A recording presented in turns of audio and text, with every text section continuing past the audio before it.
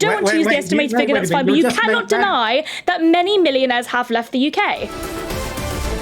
Now, number 10 and the Treasury have refused to rule out the introduction of a wealth tax, despite Rachel Reeves rejecting this emphatically when she's in opposition. I think she's ruled it out since she's been Chancellor. So what does that mean? Yeah, what is a wealth tax? What is it? What the country needs? Will it just create more problems? Let's talk to Professor of Economic and Public Policy, Jonathan Portes, and Head of Media at the Institute of Economic Affairs, Reem. Ibrahim, great to see you both this morning. So, Jonathan, let's start with you. Do we need a wealth tax, and what level do you think that should be roughly pitched at? Because this is about coming after assets, isn't it, rather than necessarily earned income?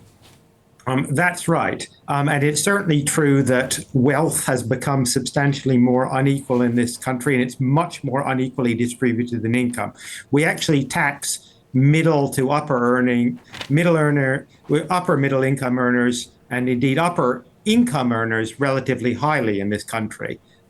We don't tax very much people with very high levels of income who don't take that income as earnings and hence don't pay an income tax on it, or people with very high levels of tax on wealth. So, for example, the owner of GB News, Paul Marshall, who's on the Sunday Times Rich list with a wealth of about £900 million, that's what, about 10,000 times the average wealth of the individual Brit, probably pays a significantly lower average rate on their income than somebody like me, who's a sort of upper income earner level, because most of my income comes in earnings.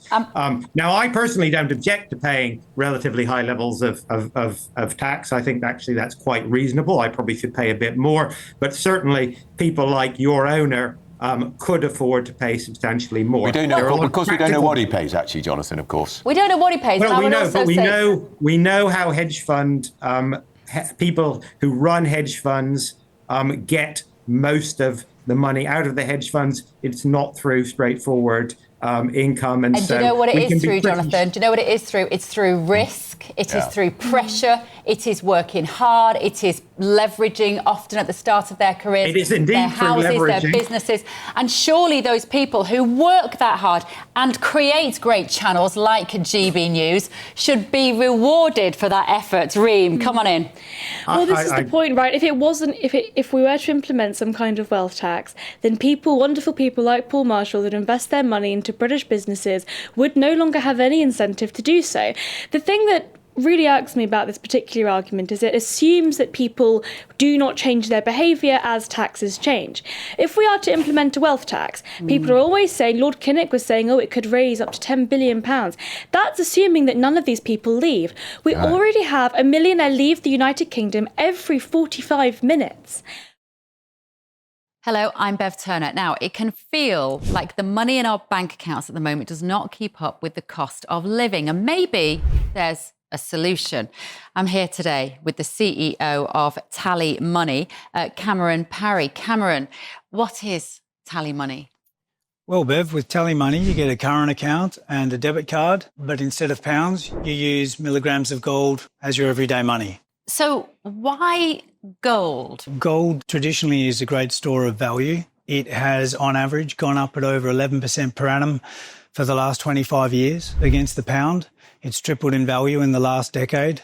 And in the last 2 years alone, it's increased by 50% against the pound. Banks' savings products just can't compete with that level of growth. But this isn't just about gold. This is about a currency that you guys have created at TallyMoney. Explain it to me as though I'm an idiot. So, look, people need to be able to hold their earnings and build their savings in a money that retains its value and remains in their legal control and remains theirs to access, away from government control. Great. You had me at not exposed to government control. You should feel safe and happy with your money. You should have peace of mind. The more money you see in your bank balance, and that's the type of thing we're trying to deliver, and give people choice in the type of money they get to use every day. Brilliant. Thank you so much, Cameron. Thank you.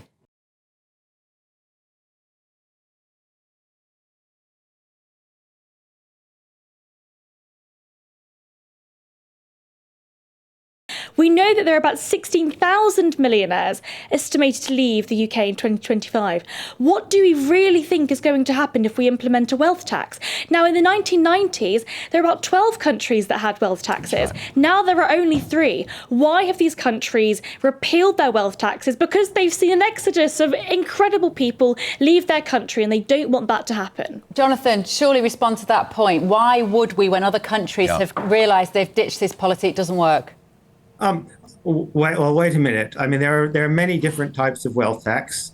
Some of them work better than others, and there's certainly implementation difficulties. And so, for example, some of the changes made to the non-dom regime by first Jeremy Hunt and then Rachel Reeves probably were ill-judged and may lead to some people leaving the country. On the other hand, we also know that some don't.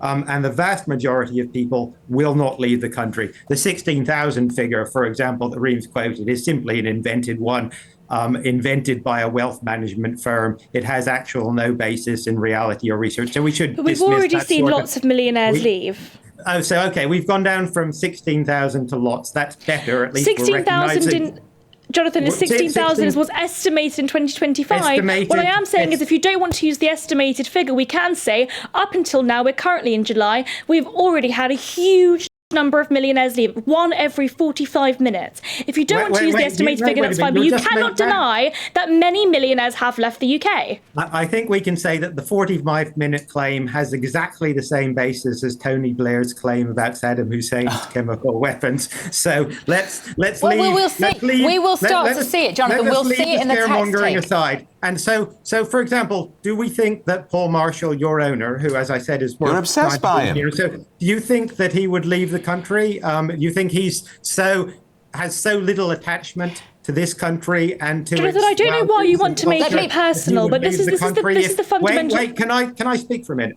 Well, you have gone on about Paul Marshall a lot, and he's not here to speak for himself. Well, wait a minute. No, he's bought this entire channel so that he can speak for himself and speak supposedly on behalf. That's just fundamentally untrue. So, wait. Let me finish. So the question is, Paul Marshall, the sort of tax on wealth that has been talked about is in the region of 1 or 2%. So do we think if Paul Marshall, who's worth 900 million, according to the Sunday Times, had to pay 1 or 2% of that a year, do you think that his attachment to this country and to its values and culture Let me ask one quick question. Minimal? Jonathan, the question is, let me ask one quick question. Jonathan, do you think you should, Jonathan, do you think you should pay more tax?